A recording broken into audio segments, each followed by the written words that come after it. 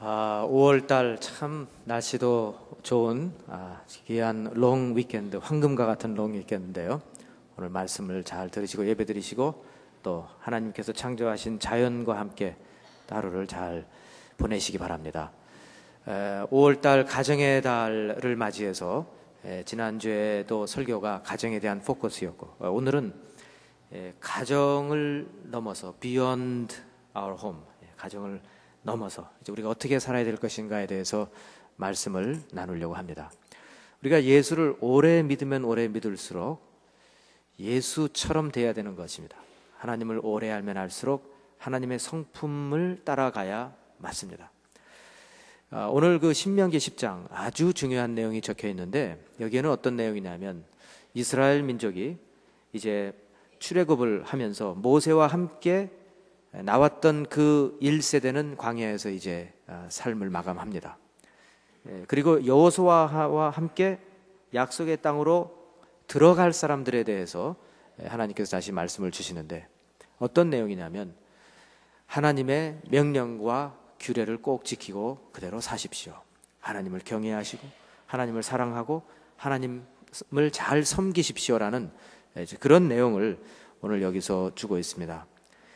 오늘 저는 여러분과 함께 특별히 오늘 본문에서도 17절부터 19절까지 이 내용을 좀 같이 보면서 우리가 살아가면서 우리의 신앙을 한번 점검해 보는데 특히 우리의 가정, 우리가 우리의 가정을 이제 넘어서 우리가 어떻게 살아야 될 것인가, 어떻게 하나님의 뜻대로 살아야 될 것인가를 보려고 합니다.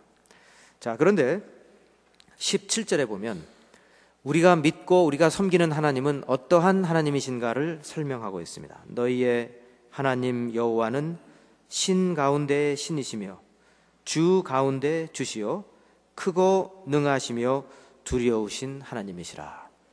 전지전능하신 하나님이시다, 그런 뜻입니다.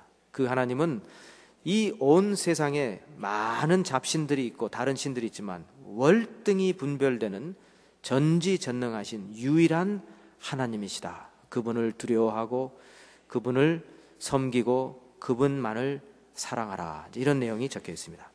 자, 그런데 이어서 주시는 말씀을 우리가 기억해야 되겠습니다. 17절 이어서 주시는 말씀이 뭐냐면 그런데 그 하나님은 어떤 하나님이시냐면 사람을 외모로 보지 아니하시며 뇌물을 받지 아니하시고 고아와 과부를 위하여 정의를 행하시며 나그네를 사랑하여 그에게 떡과 옷을 주시는 하나님이시다. 저는 이 부분을 오늘 강조해서 말씀을 드리려고 합니다. 우리가 믿고 섬기는 하나님은 전지전능하신 하나님, 탁월한 다른 어떠한 신들과 분별되는 그러한 전지전능하신 하나님이신데 그 하나님에게는 분명한 이 도덕적인 차원이 있다. 그 Almighty God에게는 ethical dimension이 있다는 것입니다. 도덕적인 차원이 있다. 근데 이 오늘 본문에서 크게 그 도덕적인 차원을 두 가지로 나눴습니다. 하나님의 공의와 하나님의 자비입니다. The mercy of God and the justice of God. 공의와 자비를 여기서 말하고 있습니다. 자, 보세요. 먼저 17절에 사람을 외모로 보지 않으시고 뇌물을 받지 않으시는 하나님, 공의로우신 하나님이신데 사람을 판단할 때 겉모습으로 이렇게 보고 판단하지 않는다는 것입니다. 저 사람이 지금 어떤 옷을 입었는가, 저 사람의 학력은 어느 정도의 수준인가, 저 사람은 인물의 됨됨이가 어떤가. 우리는 사람은 겉으로 사람을 쉽게 판단하고 또 속단합니다. 마치 여러분 소를 팔러 소시장에 가는 그 소주인의 그런 모습입니다. 소시장에 가서 제일 중요한 건 소가 등급을 이제 맞아야 되는데 최상의 등급을 받게 되면 상당히 비싸게 소가 팔립니다. 마찬가지로 그 소를 외모로 보고 판단하듯이 사람도 마찬가지로 사람을 볼 때 외모로 판단합니다. 그런데 하나님은 그렇게 하시지 않는 공의로우신 하나님, 겉으로 비록 보잘것없이 보일지 모르지만 하나님께서는 이 속을 보시는 하나님이신 것입니다. 우리의 마음을 보시고 중심을 보신다고 하셨습니다. 또 공의로우신 하나님은 뇌물을 받지 않으시는 하나님. 이 세상의 온갖 부정부패는 사실 이 한 단어로 요약됩니다. 뇌물이라는 것 때문에요. 뇌물. 그 잘 안 되는 나라들을 가보면요, 모든 게 뇌물의 문제입니다. 뇌물. 그런데 안 되는 나라뿐만 아니라 선진국도 마찬가지입니다. 이 카나다에도 뇌물이 있을까요, 없을까요? 있어요. 신문에 보면 가끔 스캔들로 나옵니다. 이 뇌물이라는 말을 영어로 표현할 때 이런 단어도 사용합니다. 킥백이라는 말, 킥백. 예를 들어서 정부 관료자가 어떤 일반 회사와 결탁을 해서 어떤 컨트랙트를 주고 나중에 뒷구멍으로 개인에게 어떤 이익을 챙겨받는 그런 행위를 말할 때 킥백이라는 말을 씁니다. 우리가 믿는 하나님은 뇌물을 받지 않으시는 하나님, 공의로우신 하나님, 이렇게 말합니다. 자, 그래서 여기에 하나님의 속성 가운데 공의가 있고, 그 다음에 18절에서 고아와 과부를 위하여 정의를 행하시는 하나님, 나그네를 사랑하여 그에게 떡과 옷을 주시는 하나님. 자, 여기서 고아와 과부를 위하여 정의를 행하신다. 이 영어 성경을 보니까 이렇게 적혀 있습니다. He defends the cause of the fatherless and the widow. Fatherless and the widow. 우리말로는 지금 고아라고 나와 있는데 영어로는 fatherless라고 나와 있습니다. 이 고아와 이 fatherless와 widow의 공통점은 뭐냐면 그 집안에 남자가 없다는 말입니다. 남자가 없으니까 그 집을 업신여기고 누군가가 막 와서 막 마음대로 하는 거죠. 그런데 하나님께서 그 남자가 없어서 힘이 없는 그 가정을 직접 보호하시고 변호하시는 하나님이시라는 것입니다. 고아와 과부를 위하여 정의를 행하시는 He defends the cause of the fatherless and the widow. 그 다음에 또 자비로우신 하나님은 어떤 분이시냐면 나그네를 사랑하여 그에게 떡과 옷을 주신다. 근데 이 나그네라는 말이 좀 안타깝게도 우리말로 나그네 그러면요, 집을 떠나서 정처 없이 떠돌아다니는 사람이라는 표현이 아마 떠오를 겁니다. 그런데 사실은 그 영어 성경을 한번 보면 거기에는 나그네라는 말을 뭐라고 말하냐면 foreigner라고 말합니다. 외국인. 그러니까 단순히 집을 떠난 사람만을 말하는 것이 아니라 나라를 떠난 사람을 말합니다. 자기의 나라를 떠나서 정처 없이 떠돌아다니는 사람들. 요즘 말하면 그 한국에 많은 사람들이 지금 외국인 노동자로 와서 살고 있는데 그런 경우죠. 자기의 나라를 떠나서 외로움과 가난 속에서 살아가고 있는 사람들. 하나님께서는 그런 사람들을 감싸주시고 사랑의 떡과 옷을 제공해 주신다라고 본문에 적혀 있습니다. 자, 이 내용을 보게 되면요, 이겁니다. 모세가 지금 출애굽해서 이끌어낸 첫 세대는 광야에서 삶을 마치게 되었는데 이제 여호수아가 이끌어가는 차세대에게 하나님은 이런 분이시라고 분명히 각인시켜주고 있습니다. 하나님은 어떤 분이신가? 하나님은 모든 신들보다 뛰어나신, 월등히 뛰어나신 전지전능하신 하나님이시고 뿐만 아니라 그 하나님은 공의로우시고 자비로우신 하나님. 그러니까 이웃을 대할 때에 함부로 대하시는 그런 하나님이 아니시다. 자, 이건 뭘 말하냐면요, 전지전능하신 하나님에게는 분명한 도덕적인 면이 있다. ethical, moral dimension이 있다는 것을 강조하고 있습니다. 그러니까 그런 하나님을 우리가 알게 되면 그러한 하나님을 아는 사람처럼 살아야 된다, 그 뜻입니다. 여러분, 이 뒤에 한번 십자가를 한번 보세요. 십자가를 보시면 선이 지금 두 가지가 그어져 있습니다. 하나는 위로부터 아래로 내려지는 선이고 다른 하나는 양옆을 이어주는 선입니다. 상당히 상징적인 의미가 있는데 이 기독교의 진리를 두 가지 중요한 계명을 지금 딱 정리하고 있어요. 예수님께서 말씀하실 때 제일 중요한 계명이 무엇입니까? 그랬을 때 하나님을 사랑하는 것과 이웃을 사랑하는 것 두 가지를 말씀하셨습니다. 그렇죠? 이 십자가에 위로부터 아래로 이어지는 하나님과의 사랑, 그리고 옆으로 이어지는 이웃과의 사랑을 지금 십자가에서 아주 잘 설명하고 있습니다. 자, 영성, 진정한 영성이란 무엇인가? 전지전능하신 우리의 경배의 대상이 되시는 하나님을 예배하는 것, 사랑하고 예배하는 것, 첫 번째고, 두 번째는 그 하나님의 도덕적인 측면이 있기 때문에 그러므로 우리는 이웃을 내 몸과 같이 사랑하는 그러한 삶을 사는 것이 진정한 영성이라는 겁니다. 그러니까 하나님을 사랑하는 사람은 이웃을 사랑하는 것을 포함시켜서 같이 가야 되는 것입니다. 그런데 인간의 본능은 그렇지가 않거든요. 하나님을 사랑하는데 참 놀랍게도 이웃을 사랑하지 않고 하나님을 사랑하는 방법을 터득한 사람들이 많이 있습니다. 기적적이죠. 성경에서 가르치는 것과는 너무 이해가 안 되는데 하나님은 대단히 사랑을 하는데 이웃에게는 눈을 감고 있다, 이것입니다. 자, 여러분, 오늘 저는 가정의 달을 맞이해서 인간의 본능은 아무래도 내 자식을 먼저 챙기고 내 식구를 먼저 챙기고 그 다음에 내 민족을 챙기고 내 결례를, 내 국가를 챙기는 것이 인간입니다. 그런데 왜? 손이 안으로 굽기 때문에. 그런데 진정한 신앙인이라면 이제는 내 가족을 넘어서야 된다는 것입니다.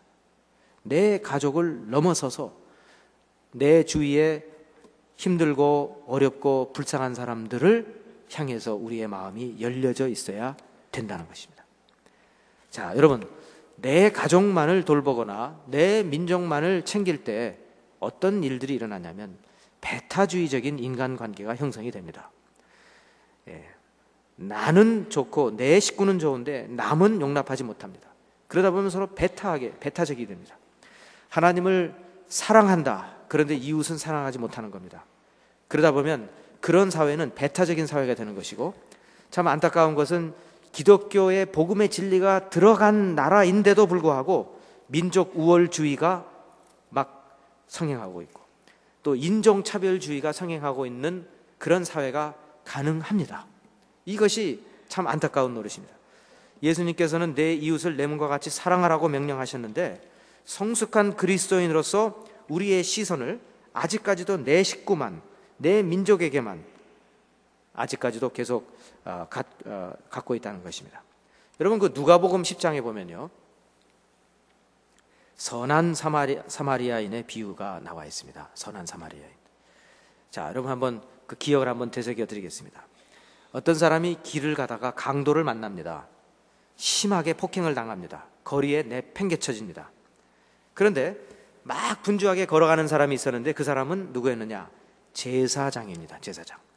그런데 그냥 지나치고 걸어갑니다. 그 다음에 지나가는 사람은 레위인입니다. 자, 제사장과 레위인의 차이는 제사장은 직접적으로 하나님께 번제물을 드리는 그런 일을 하는 사람이고, 레위인은 성전을 관리하는 사람들입니다. 레위인이 지나갑니다. 그대로 지나칩니다. 자, 여기서 제사장과 레위인의 공통점은 무엇이냐면 둘 다 유대인이라는 것입니다. 그리고 지금 얻어맞고 지금 땅에 지금 쓰러져 있는 사람도 유대인, 같은 유대인인데 그냥 지나치고 있습니다. 그게 첫 번째 공통점이고, 두 번째는 종교인이라는 점입니다. 성전에서 일하며 살아가는 사람들입니다. 그런데 강도를 만났습니다. 같은 종족의 고통을 받고 있는 그 강도 당한 사람을 그냥 안중에 없이 지나칩니다. 이걸 보면서 우리가 느끼는 것이 종교와 도덕과는 별로 상관이 없다라는 그런 깨달음을 주님께서 우리에게 주십니다. 자, 이 다음에 세 번째로 등장하는 인물은 사마리아인입니다. 사마리아인은 이방인입니다. 유대인들이 아주 싫어합니다. 왜? 피가 섞이지 않았고 또 유대인들과 피가 같지 않고 그 다음에 율법을 배우지 못한 무식한 사람들이라고 생각을 하는 겁니다. 그리고 뿐만 아니라 그 예수님의 그 이야기에 보면 그 사마리아인은 여행 중이었다라고 말하고 있습니다. 이 말은 무슨 말이냐면 사건이 일어난 장소를 잘 모르는 사람입니다. 사건이 일어난 곳에 익숙하지 못하기 때문에 편하게 일을 처리할 수 있는 그런 조건을 갖지 못한 사람입니다. 그럼에도 불구하고 동족도 아니고 하나님의 성전에서 일을 하는 사람도 아니고, 그렇죠? 그 다음에 그곳을 잘 지리를 아는 사람도 아닌데도 이 선한 사마리아인은 그 사람을 도와주었다는 내용입니다. 자, 이 이야기가, 이 비유가 무엇에 대한 답이냐면, 어떤 사람이 예수님에게 찾아와서 누가 영생을 얻을 수 있습니까? 라는 질문에 대한 답을 이 이야기로 해주신 것입니다. 그런데 이렇게 주님께서 막 우회를 하시면서 답을 주실 때에는 우리에게 깊은 생각을 하라고 주신 것입니다. 이렇게 비천한 이방인, 자기의 동족도 아닌데 이 타인을 향한 이런 자비한 마음을 갖고 있는 이런 사람이 있는가 하면, 한편에서는 하나님을 알고 율법을 안다고 하는 사람인데 이렇게 지나치고 있다면 과연 누가 영생을 얻었느냐라고 생각하느냐, 이런 질문이 오히려 반문을 하고 계신 겁니다.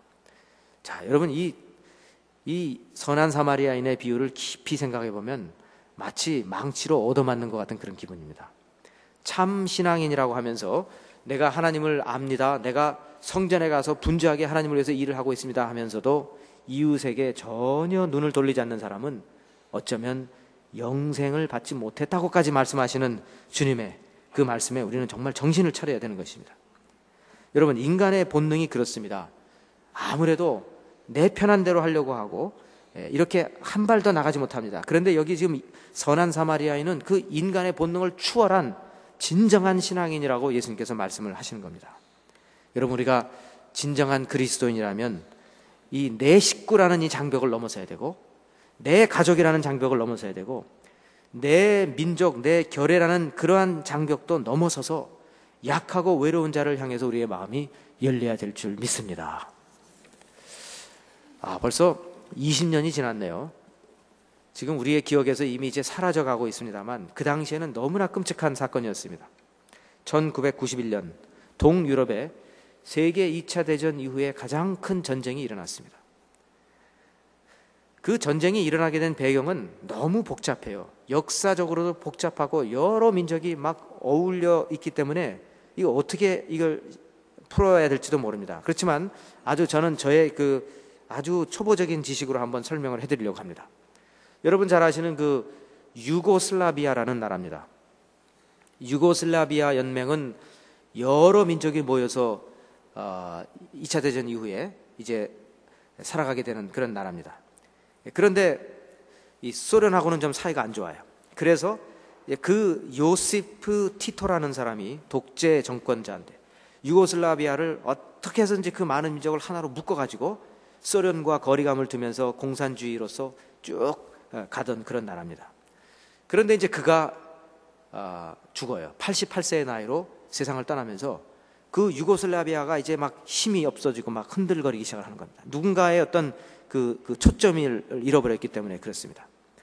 그러면서 1992년에 거기에 있는 여러 민족들이 하나씩 둘씩 그 연맹에서 탈퇴하면서 자기의 그 나라를 이제 독립을 선언합니다. 슬로베니아, 크로아티아, 보스니아, 헤르체고비나, 마케도니아 이런 나라들이 차례로 이제 분리를 선언합니다. 독립을 선언하는데 유고슬라비아로부터 그때의 인구가 가장 많았던 그 세르비아가 막 화가 나는 거예요. 하나씩 둘씩 다 빠져나가니까. 그리고 빠져나가는 곳에 세르비아 사람들이 살고 있었다 이겁니다. 그래서 어떻게 했느냐? 막 이제 보스니아와 헤르체고비나와 그 전쟁을 선포합니다. 그렇게 해서 2차 세계대전 이후에 가장 끔찍한, 가장 많은 사상자들을 낸 그 전쟁이 20년 전에 일어났습니다. 근데 여러분 기억나실 거예요. 그때 어떤 단어들을 사용했냐면 영어로 ethnic cleansing이라는 말을 썼습니다.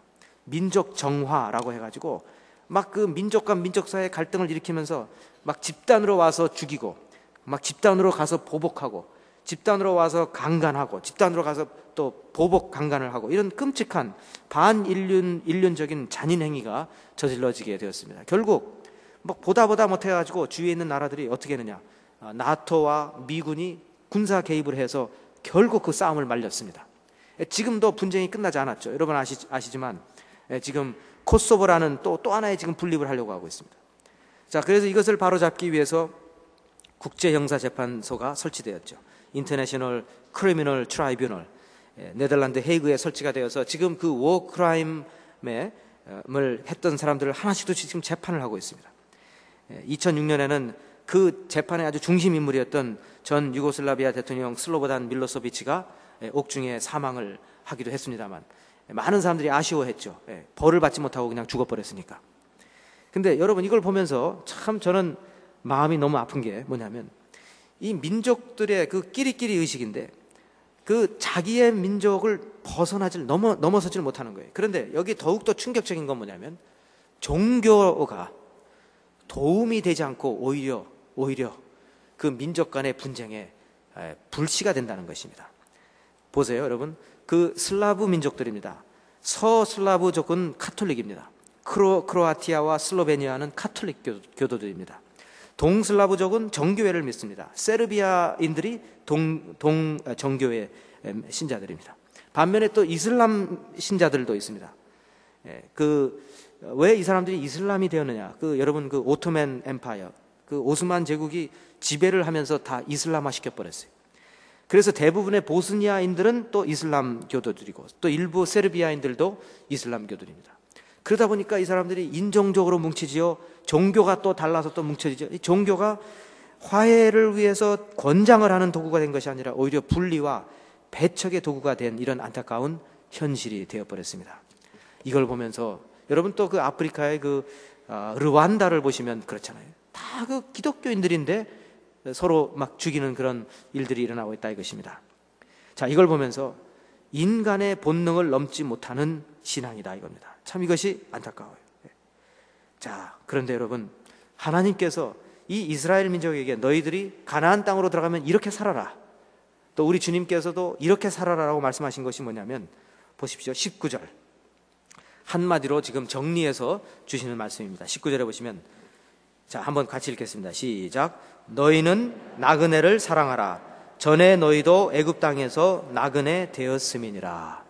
자, 아까도 말씀드렸어요. 이 나그네라는 말이 아쉽게도 이 말로 번역이 되면서 외국인이라는 개념이 지금 우리 번역에서 없어져 버렸어요.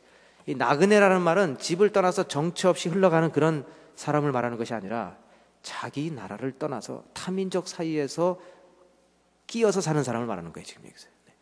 그런데 하나님께서 뭐라고 말씀하시냐면, 너희들은 나그네를 사랑해라. 민족이 다르다 해도 사랑해라. 극복하고 사랑해라.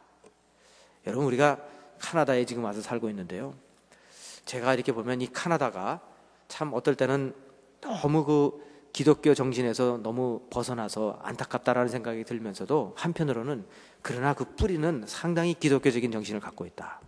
왜냐하면요, 이 이민자들을 정말 잘 대우를 해주는 곳이 카나다라고 생각이 됩니다. 별로 아니라고 생각하세요? 여러분, 이만한 나라도 없어요. 다른 데 이민을 가보세요. 이 정도 대접을 받나. 아니, 입장을 바꿔놓고 일본이나 한국 같은 데 누가 이민을 가보세요. 이렇게 대우를 받겠는가. 그런데 참 나그네된 그런 외국인의 신분에 있는 이민자들을 먼저 이민 와서 땅을 개척한 사람들이 기독교 윤리의 바탕으로 성숙한 모습으로 다 포용하고 받아들이고 있다 이것입니다. 참 이런 것이 기독교 정신입니다.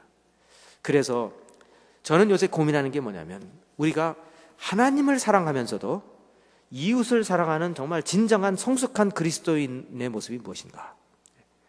이웃을 사랑하는, 화해를 하고 용서를 하며 또 나와 다른 사람들과 더불어서 잘 어울려서 살아갈 수 있는 그러한 성숙한 그리스도인은 어떤 그리스도인인가 많이 고민하고 있습니다. 특히 나와 국가가 다른, 정말 다른 민족의 사람을 사랑할 수 있는 사람들이 될 수 있으면 좋겠습니다. 여러분, 그 조선 말기에 대원군이 세국 정책을 펼쳤지 않습니까?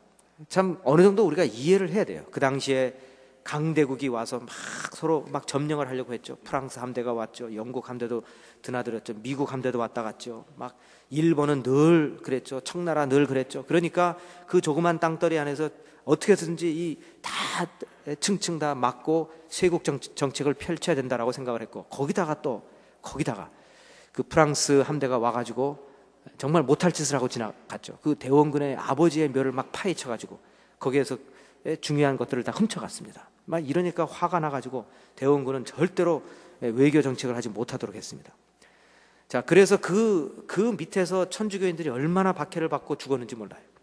그런데 여러분, 개신교가 들어왔을 때 정말 고정으로부터 아주 보호를 받으면서 또 많은 그 당시에 그 서울에 살았던, 한양에 살았던 사람들로부터 이 개신교 선교사들이 아주 그 좋은 대우를 받았던 결정적인 사건 하나가 있는데, 그것이 뭐냐면 그 서울에 콜레라가 발병을 했었던 때가 있었습니다. 콜레라가 발병해가지고 막 이게 너무 무서운 거예요. 막 그 전염병이 퍼지니까.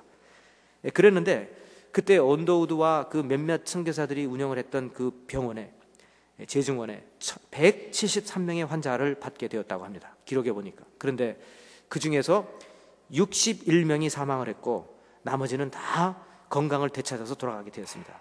그러니까 3분의 2는 살았고 3분의 1만 죽은 거예요. 선교사들이 최선을 다해서 생명을 구한다는 그런 소문이 퍼지니까 이제 성벽에 포고문이 붙었습니다. 기독교인의 병원으로 가면 산다. 이런 포고문이 붙은 겁니다. 그리고 선교사뿐만 아니라 선교사들과 협력하는 조선 그리스도인들은 정말 대단한 사람들이라는 이런 소문이 퍼지기 시작을 했습니다. 그러면서 조선인들 사이에서 이 외국인들이 우리를 얼마나 사랑하는지 몰라. 도대체 그들이 이방인을 위해서 이렇게 하는 만큼 우리는 우리 자신, 우리 가족 중 하나를 위해서 희생을 할 수 있을까? 사람들이 의아해했습니다. 막 서둘러서 한 환자라도 더 보려고 막 걸어가는 언더우드 선교사를 보면서 저기 인간 예수가 가는구나. 그는 쉬지도 않고 밤이고 낮이고 늘 환자 곁을 떠나지 않고 일을 한다네. 이런 말을 했습니다. 도대체 왜 그는 이런 일을 하고 있을까? 사람들이 수근수근거리며 나름대로 도달한 결론은 무엇인가? 그들은 우리를 사랑한다네. 그들은 우리를 사랑한다네. 이런 기록을 적었습니다. 그래서 고맙게도 선교사들이 이 조선이라는 아주 꽉꽉 마음이 닫혀있는 이 나라에 들어와서 다른 민족을 이렇게 사랑한다는 모습을 보여줬기 때문에 기독교가 인상적인 깊은 인상을 남기면서 이제 막 그 문이 열리고 선교가 가능했던 것입니다. 여러분, 이 하나님을 믿는, 정말 하나님을 올바로 믿는다면요, 하나님과 나와의 관계만을 늘 생각하는 사람들이 아니라 이웃과 이웃, 특히 이 인정의 담을 넘어서서 그 사람을 사랑하고 그 사람의 마음을 열고 사람을 더욱더 사랑하는 그러한 모습이 우리 안에 있어야 될 줄 믿습니다. 여러분 아셨습니까? 이 월드 비전 또 컴패션 인터내셔널, 아주 훌륭한 전 세계적인 구호단체입니다. 다 여러분 이 두 가지가 다 한국 전쟁 시의 참상으로 인해서 생겨난 단체들이라는 거 아셨습니까? 선교사들이 와가지고 1950년 6.25 전쟁이 일어났을 때 고아가 생기고 남편을 잃은 그런 부인들이 너무 많으니까 한경직 목사님이 그걸 이제 도와주셨어요. 그런데 힘이 안 되는 거예요. 이걸 보고 밥 피어스 목사님이 내가 도와주겠습니다 하면서 시작한 것이 월드 비전입니다. 1952년에 군인들에게 설교를 하기 위해서 한국을 찾았던 에버렛 스완슨 목사님이 국내에 머물면서 보니까 너무 고아들이 여기저기 많은 거예요. 그럼 내가 돌아가서 스폰서를 찾아서 매치를 시켜주겠다라고 시작한 것이 컴패션 인터내셔널입니다. 지금은 전 세계적으로 흩어진 도움을 주는 구호단체가 되었습니다. 여러분 이걸 보면서 오늘 본문에서 우리가 한 가지 깊이 깨달아야 됩니다. 이제 성숙한 크리스찬이라면 내 자식, 내 식구, 내 가정, 내 민족, 내 결에만 항상 바라보는 것이 아니라 이제는 그 인정의 담을 넘어야 됩니다. 넘어서 이제 더 마음을 넓게 열고 이웃을 향해서 외롭고 힘없는 자들, 특별히 고향을 떠나고 나라를, 국가를 떠나서 지금 방황하고 있는 사람들에게 우리의 마음이 가야 될 줄 믿습니다. 여러분 카나다에 와서 참 언어적으로 문화적으로 많이 힘들었어요. 우리 한인교회 이 토론토의 역사도 한 40년 플러스가 됩니다. 사실 모든 교회들이 처음부터 이렇게 훌륭한 성전을 짓고 시작하지 못했습니다. 처음에 와서 카나다인 교회에 오후 시간을 빌려서 세를 내면서 예배를 드렸던 것이 다 그게 우리가 그렇게 시작한 겁니다. 근데 지금도 생각해 보면 그렇습니다. 우리 한국 사람들 모이면 김치를 먹어야 되잖아요. 참 이 카나다인들이 그 김치 냄새를 다 꾹꾹 참아 주었다는 것, 얼마나 참 대단한 것인지 여러분 우리가 다시 한번 생각을 해야 돼요. 감사해야 돼요. 우리 교회도 126 오카너 드라이브라고 가끔 저는 그 앞을 지나가요. 오카너하고 페이프에 있는 그 오래된 교회입니다. 거기를 빌렸을 때 오후에 꼭 예배를 드리고 김치를 먹어요. 근데 그때 그 목사님이 계셨는데 상당히 좀 이렇게 헤비급의 목사님이세요. 그래가지고 막 숨이 막 차고. 근데 이분이 탁구를 참 좋아하세요. 탁구를 치고 나면 제가 늘 겁나는 것이 심장마비 걸리지 않을까. 막 확 하면서 탁구를 치시는 분이에요. 근데 이분이 얼마나 우리 코리안들에 대해서 우호적이셨는지 몰라요. 나중에 알고 보니까 그 부모님이 한국에 선교사로 가셨던 분이었어요. 그래가지고 우리를 얼마나 참 대우를 잘해주시고, 김치를 아무리 먹어도 아무리 교인들이 컴플레인해도 목사님 손에서 딱 끝나버리는 거예요. 괜찮다는 거예요. 자, 여러분 지금 이제 입장이 바뀌었어요. 지금 우리는 오후 2시가 되면 월남교회가, 라오스 교회가, 미얀마 교회가 여기 예배를 드려요. 근데 월남 음식도 여러분 국수 맛있지만 여러분 정말 월남 정말 토백이 월남 음식을 드시려면요, 그 월남 사람들이 정말 좋아하는 피쉬 소스에 여러분이 한번 그 맛을 드려야 돼요. 근데 저는 맛을 못 드렸어요. 월남에 가서 피쉬 소스 냄새 맡고 기절할 뻔했어요. 너무 진해요. 아마 어떤 분은 좋아하시는 분도 계시겠지만 대부분 아마 우리 한국 사람들에게는 그거는 견디기 어려워요. 그러니까 이 말이 월남 국수지, 피쉬 소스는 우리가 잘 여러분 한번 입장을 바꿔놓고 만일 월남교회가 피쉬 소스를 막 풍겨가지고 저쪽에서 시작된 그 냄새가 지금 여기까지 들어오고 있다, 상상을 한번 해보세요. 근데 그 고통을 카나디아인들은 김치 냄새를 다 견뎌냈다는 거예요. 이런 걸 생각해 보면서 야, 좀 대단한 사람들이다. 대단한 사람들이다. 지난번에 우리 시니어 칼리지가 오타와 국회의사당 앞에까지 가서 사진을 찍었어요. 근데 어떻게 연락이 돼가지고 한국에서 태어난 우리 한국계 요나 마틴 상원 의원을 또 만나게 돼가지고 인사를 하고 사진도 같이 찍었어요. 참 제가 감회가 깊었습니다. 왜냐하면 한국에서 태어난 분을 카나다 정부가 상원 의원으로까지 만들었다는, 얼마나 열려있는 나라냐 이겁니다, 여러분. 우리 한국도 지금 그렇게 돼가고 있어요. 지난번 총선에서 필리핀 출신으로 한국에 시집온 분이 이제 국회의원이 되었습니다. 지금 열려가고 있는 거예요. 참 고무적인 현상이라고 봅니다. 여러분, 이렇게 이 타민족을 배려하는 마음이 이제 글로벌 시대에 우리가 필요한 겁니다. 그러니까 우리가 지금 많은 분들이 이제 또 한 주를 또 시작하면서 보면은 꼭 코리안들뿐만 아니라 많은 나라에서 이민 온 분들과 이제 우리가 어울려 더불어 같이 일을 하며 살아가게 됩니다. 우리가 마음을 열어야 돼요. 마음속에 어떤 인종차별적인 그런 생각을 가져서는 안 되는 것입니다. 자, 그러면 이제 조금 더 구체적으로 우리가 어떻게 마음을 열고 이 남을 배려하는 마음에 정말 올바른 기독교 정신을 갖고 살아야 될 것인가, 오늘 본문을 다시 한번 보면서 정리를 하겠습니다. 여러분 17절로 19절 다시 한번 보시고요. 그러면 이 기독교적인 정신이 우리 마음속에서 우러나와야 되겠는데, 첫 번째는 주님 하나님처럼 사람을 외모로 보지 말아야 되겠습니다. 사람을 외모로 취해서는 안 됩니다. 여러분, 우리가 보면서 아우 저 사람 이렇게 하면 안 돼요. 특히 우리와 인종이 다른 사람들을 바라볼 때 절대로 외모로 그 사람을 취해서는 안 됩니다.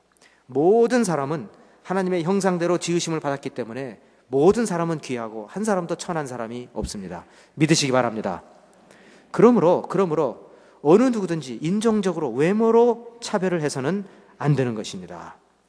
두 번째는 고아와 과부를 위하여 정의를 행하신다, 이렇게 적혀 있습니다. 다시 말해서 나보다 약한 자, 나보다 힘없는 자들을 우리는 하나님처럼 보호해 주어야 하는 것입니다. 그들의 인권을 존중해 줘야 되고, 그들이 이 사회로부터 더 싸늘한 곳으로 지금 막 내쳐지고 있지는 않는지 우리가 각별히 신경을 쓰면서 그들을 보호하는 자리에 서야 되는 것입니다. 세 번째는 나그네를 사랑하고 그에게 떡과 옷을 주시는 하나님처럼 우리도 그렇게 살아야 된다. 여기 아까도 말씀드렸죠. 나그네란 무엇입니까? 고향 떠났고 자기 나라를 떠난 사람들입니다. 어떻게 보면 지금 우리 가운데 가장 절실한 나그네가 누구냐면 탈북민들입니다. 나라를 떠났어요. 멀리 떠났어요. 다른 나라를 거쳐서 어떻게 해서 카나다까지 오게 되었습니다. 우리는 마음을 열고 그분들을 마음속 깊은 곳에서 사랑해야 되는 것입니다. 그리고 그분들을 떡과 옷을 나눠주며 함께 더불어 살아가도록 해야 되는 것입니다.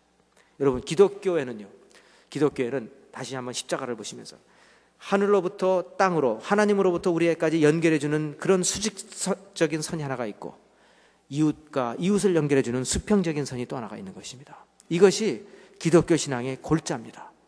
그러므로 우리가 균형 잡힌 신앙생활을 하려면 하나님만 사랑해서는 안 되는 것이고, 하나님을 사랑하고 이웃을 사랑하시는 그 하나님의 사랑을 본받아서 이웃도 내 몸처럼 사랑해야 되는 것입니다. 여러분, 그러므로 우리의 가정을 넘어서, 내 자식을 넘어서 다른 사람에게 마음을 열고 사랑을 나누는 참 신앙인 성숙한 성도 여러분들이 되시기를 주님의 이름으로 축원합니다. 기도하겠습니다. 하나님 감사합니다. 이제 오늘 주신 말씀을 생각하며 참 신앙인으로서 이웃을 사랑하는 우리 모두가 되게 하여 주시옵소서. 예수 그리스도의 이름으로 기도하옵나이다.